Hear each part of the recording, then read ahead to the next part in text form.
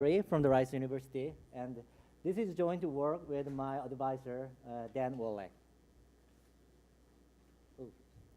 So smartphone users are easily exposed to insecure environment and allowing our packet captured by the attacker. However, world is more becoming more safer, and nowadays today major servers only allows to encrypt the communication on the TLS. So TLS ensures confidentiality of our message from the middleman. So at this moment, we feel free to enter our credentials using NDSS Wi-Fi. We want to add one more assumption in our threat model. So attacker recorded all the communication of targeted smartphone users using whatever technique. And later, attacker compromised the target, like accessing their memory. Then attacker decrypt the captured communications. Yes, maybe if they are lucky to find the keys. This is a real concern, and the TLS crypto system should resist these types of threat. And actually, various tactics are used on TLS to protect the previous session against the future compromises. For example, long-term key material like a server's private key, we have protected for the secrecy. So in the last 4 years, there has substantial growth in supporting the protection for the secrecy, and the attacker even get a server's private key, they cannot decrypt our previous communications. What about short-term key materials like the session keys? This is the responsibility of the TLS implementation. They should delete this thing once they no longer used. For example, if we see OpenSSL, they did make a greater effort to delete these keys, providing their own clear and cleanse functions. They are heavily used throughout the OpenSSL functions. Here's my research question. What about Android? Android is actually interesting because the threat model is more practical. Apart from the fact that the packets are more easily captured, the Android has various attack vectors. Like, for example, the memory access can be done remotely by software exploitation. In the last few months, we had those big exploits, and the exploits comes again and again. Also, it can be done by physical techniques by taking the phone, and the Nexus 5X vulnerability shows how easy memory can be dumped via like a USB. Another interesting thing is the managing secret on the memory would be more challenging because Android has multiple like layer like C and Java, and the Android life cycle is complex. They last a long time in the background mode. So it's interesting how they deal with these situations, and let's see how they deal with solve these challenges. Before we start, I'll briefly leave you the secret, skipping all the detailed handshaking. Actually, they exchanging the randomnesses, and then finally they share the pre-master secret. This is the most important thing. And then because all other secrets are generated from this thing, then they generate the master secret. This is extremely important. Finally, they generate the session key that is used to encrypt and decrypt the real sessions. And then once they share the master secret, there is notion of session resumption. Instead of doing full handshaking, they just simply exchanging randomness and reusing master secret and generating another session keys. So master secret is important because that affect more than one connection. So once they expired, they should be deleted correctly. So these three are our concerns, and let's see. We started our research with black box security analysis. Our approach is simple. We made our custom TLS application and setting the server and establishing near TLS connections. And then in server, we logging all the key materials in advance, so we know in advance. Then we dumping the Android memory after like a connection. Then we simply searching the key. So if there is a problem or key, we will know. We don't care whether this is a corner or C or Java layer. We are also repeating this step against different versions and hardware and giving different actions, and we build the test framework to support all these steps automatically. So we launder like more than 200 test cases during the 3 weeks, and we got a lot of numbers. Details are on our paper, and we discuss only one high-level view. Regardless of the versions, we always see the same result. Pre-master secret and key session keys are never be found, so Android actually doing very well. Conversely, master secret, we see always all the cases. Also, master secrets are found regardless of different actions. So moving out to the background, forcing garbage collections or killing apps, still we see there are some number of master secrets. So this is definitely problematic because the developer cannot control these retentions.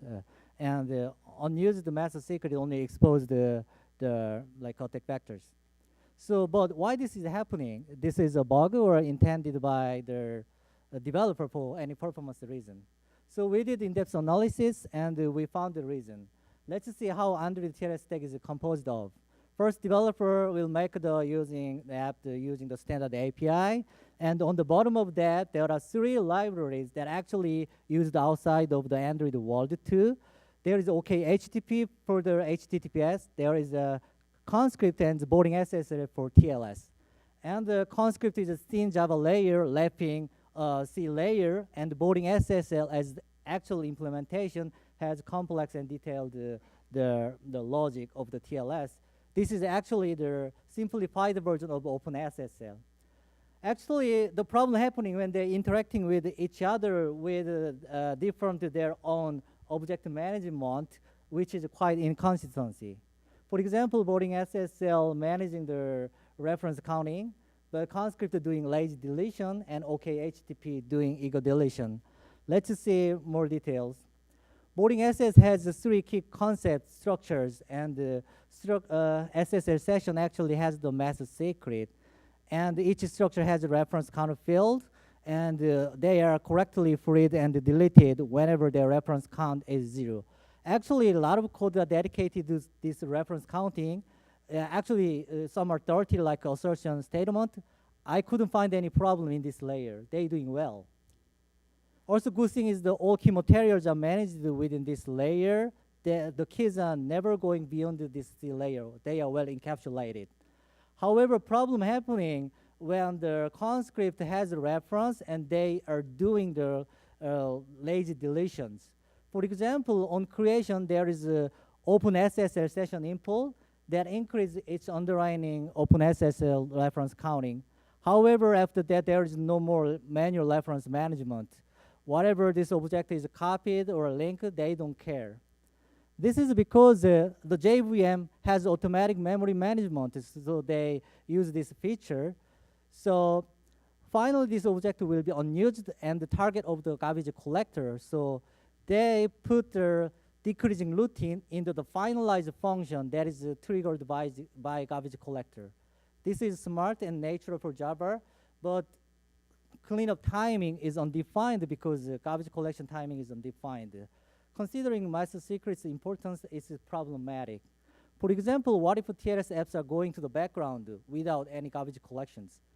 More seriously, what if other objects are holding this unnecessarily? Actually, unfortunately, this is the case. There is a session cache, holding the previous sessions for supporting the session resumption. So far, so good. However, there is no explicit eviction routines. That means they don't care if their entry is expired or not, just holding them. So what if TLS apps are no longer used? Still some number of pre-sessions are in the memory. Last thing is that this object is connected to other objects. They are static singleton objects. That means their life cycle is same as applications. So there is no way for developer to delete this object. Whatever clean up their activity or TLS object, these internal objects are there and holding the session caches, which again are holding their master secret.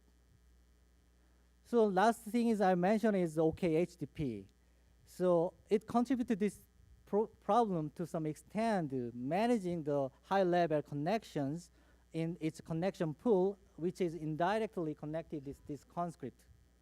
Also, it's a singleton object. However, very good thing in here, unlike Conscrypt, they do ego deletion with additional clean a thread.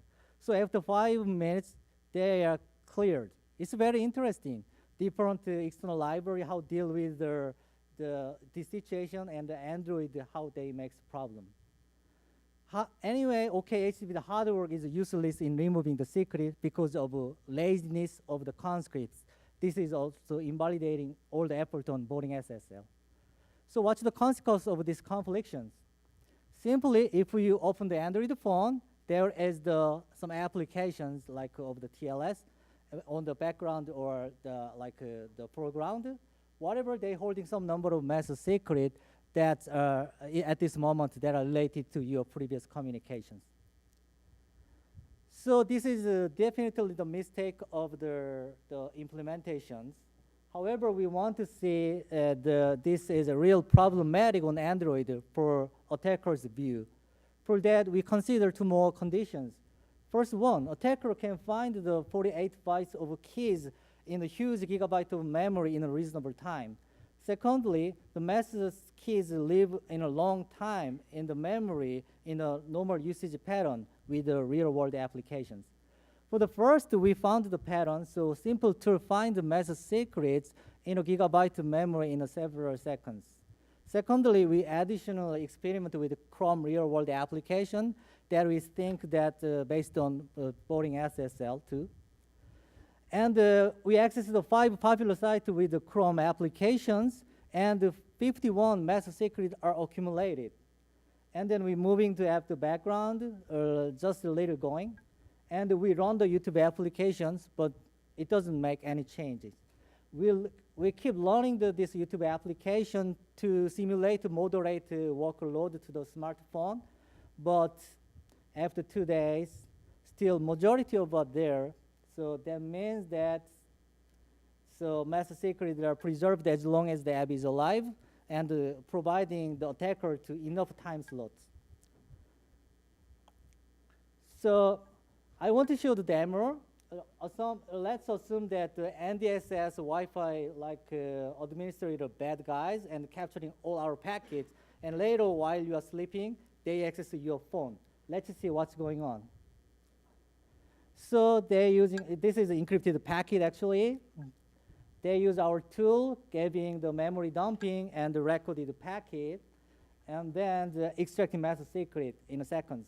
And then they analyzing the packet, extracting the TLS stream, randomness, and any cipher informations, and then generating candidate session key and applying them. Some number of the streams are decrypted, and open the folder, and let's just grab the password. Then we see the credentials. What about the response packets? So let's just render the response packet using the Chrome application.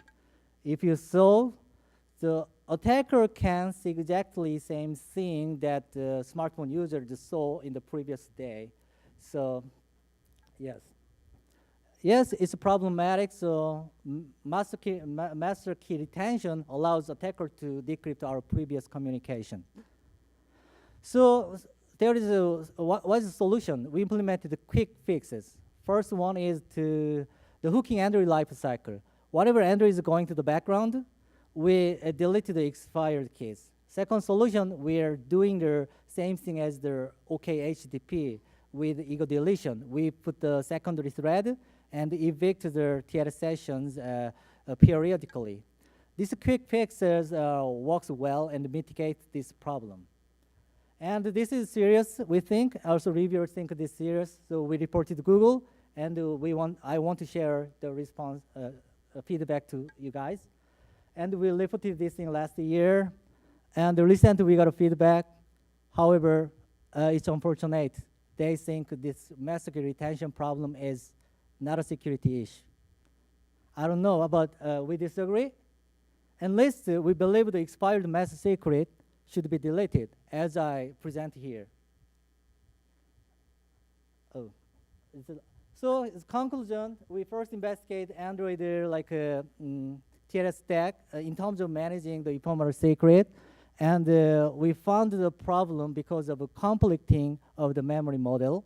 It's problematic because it has impact on all the application using the standard APIs, And it has impact on the Android version we examine, and it's practical as our demo. Also, we suggest the practical solution, and it's lucky this can be solved with minor modification. Thank you for listening my talk.